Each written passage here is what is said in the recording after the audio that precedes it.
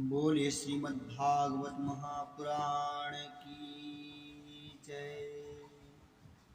व्यास जी महाराज की जय। आइए अब हम भागवत में प्रवेश करें। भागवत महात्म्य के पहले अध्याय के 11वें श्लोक का हम अध्ययन करेंगे। आइए शुरू करते हैं। काल व्याल मुखग्रास त्रास निर्णास हितवे श्रीमद्भागवतं शास्त्रं कलोकीरेण भासितम्। काल व्याल मुखग्रास त्रास निर्णास हेतवे श्रीमद्भागवतं शास्त्रं कलोकीरेण भासितम्। कीरेण सुखेन भासितम् अर्थात तोता बड़ा मीठा बोलता है, किंतु बोलता वही है जो उसे दिखाया जाता है। तो सुखदेव जी महाराज ने भी जगत में कल्याणकारी भगवत रूपी फल प्रदान तो किया, पर यह मनमुखी फल नहीं है। उन्हें भी आचार्य परंपरा से जो प्राप्त हुआ वही उन्होंने संसार को दिया। जब महाराज परीक्षित के सामने मृत्यु का भय उपस्थित हुआ, 7 दिन में मरना सुनिश्चित हो गया, तो वे अपने कल्याण का मार्ग खोजने लगे।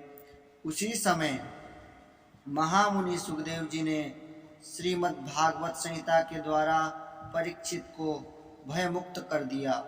जैसे ही गंगा के तट पर सुखदेव जी भागवत संहिता का प्रवचन करने के लिए विराजमान हुए, तो देवताओं को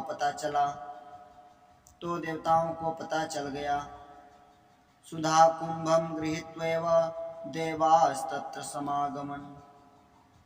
सुधा कुंभम गृहीत्वैव देवास्तत्र समागमन् अर्थात सभी देवता लोग अमृत का कलश लेकर आए और सुखदेव जी को प्रणाम करके अमृत का कलश सामने रख दिया।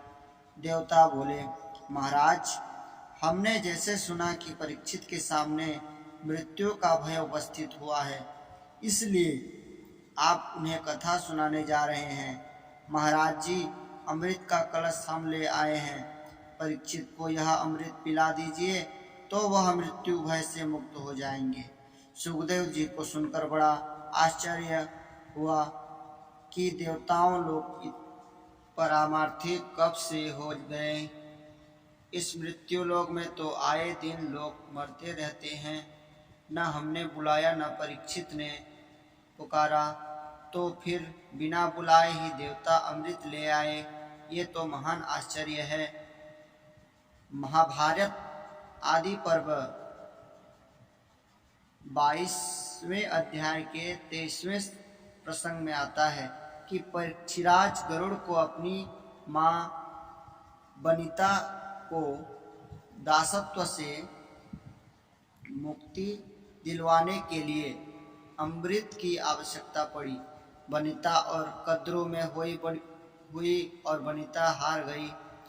शर्त रखी कद्रों ने कि यदि तुम स्वर्ग का अमृत हमें दे दो तो हम अपने दासत्व में तुम्हें मुक्ति दिला देंगे। माँ दासी है, इसलिए उनके पुत्र गरुड़ को भी दास बनकर रखना पड़ता है और सर्पों की सेवा करनी पड़ती है। सभी सर्प गरुड़ के सिर पर सवार होकर कहते हैं कि उड़ो, तो जहाँ कहें वहाँ जाना पड़ता है। गरुड़ ने अपनी माता से कहा, माँ, मैं इतना बलिष्ठ हूँ, फिर भी मुझे इन सर्पों की दास्ता करनी पड़ती है।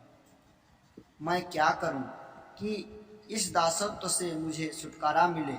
माँ ने कहा, बेटा, मिल तो कह सकता है, पर इसके लिए तुझे स्वर्ग का अमृत लाना पड़ेगा। गरुड़ जी बोले, माँ, मैं आपके लिए सब कुछ करने को तैयार हूँ। तब गरुड़ जी स्वर्ग का अमृत ले गए।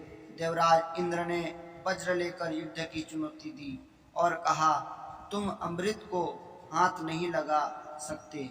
गरुड़ जी ने देवताओं से कहा, आज सारे देवता मिलकर भी मुझे नहीं रोक सकते। यूं कहते कहते गरुड़ ने हठात बलपूर्वक अमृत का कलश देवताओं से छीन लिया। तब इंद्र घबराते हुए हाथ जोड़कर बोले, भाई, तुम जिन सर्पों के लिए अमृत लेकर जा रहे हो, यदि उन्होंने अमृत पी लिया तो सर्वनाश हो जाएगा। तब दोनों के बीच समन्वय हुआ।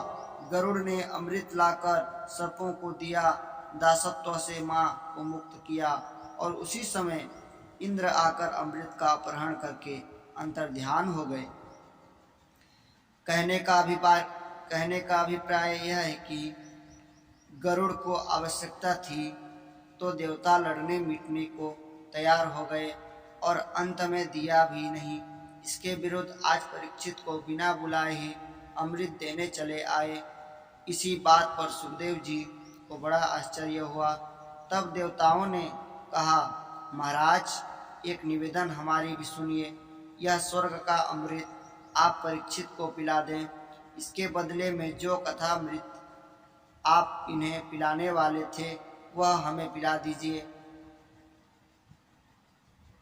प्रपास्यामो वयं सर्वे श्रीमद्भागवतामृतम्। प्रपास्यामो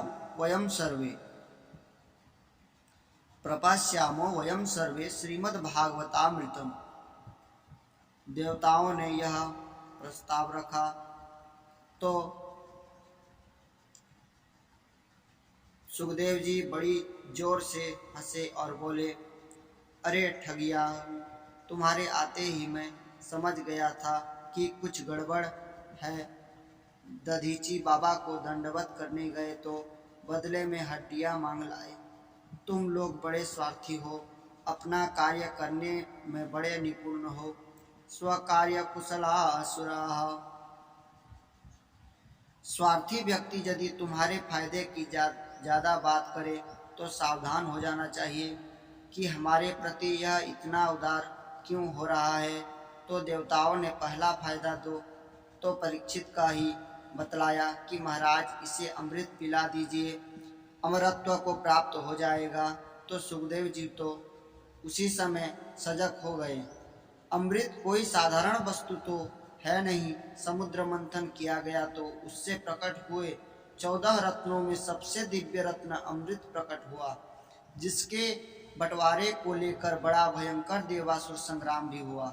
और ऐसा वह दुर्लभ अमृत आज देवताओं अपने आप ही बिना मांगे प्रदान कर रहे हैं।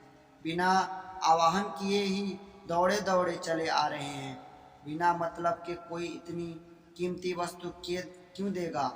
परंतु जब इसके बदले में भागवतामृत मांगा, इसी से आप समझ लीजिए कि वह अमृत इतना दुर्लभ है, तो यह भागवतामृत कितना अद्भुत होगा, जिसके बदले में देवता लोग वह अमृत देने को तैयार हो गए। घाटे का सौदा देवता कभी नहीं करते। आज अपना अमृत रख दिया सामने के लिए। लीजिए महाराज, परीक्षित को पिला दीजिए और इसके बदले में हम यह भागवतामृत चाहते हैं। सुखदेव जी हंसते हुए बोले, अरे देवताओं, तुम लोग श्रद्धा से श्रोता बनकर आते तो मैं अवश्य सुनाता, पर तुम तो सौदागर बनकर आए हो। सौदागर ही नहीं अपितु ठग बनकर आए हो, क्योंकि कोई कांच का टुकड़ा देकर बदले में करोड़ों की कीमती बहुमूल्य मणि मांगे तो उसे सरासर ठग ही कहा जाएगा। कहाँ कांच का टुकड़ा और कहाँ लाखों की मणि। देवताओं, तुम्हारा अमृत कांच है और मेरा कथामृत करोड़ों की मणि है। विनिमय बराबर की वस्तुओं का होता है, पर कांच और मणि की तो कोई बराबर नहीं। इसलिए तुम ठग हो।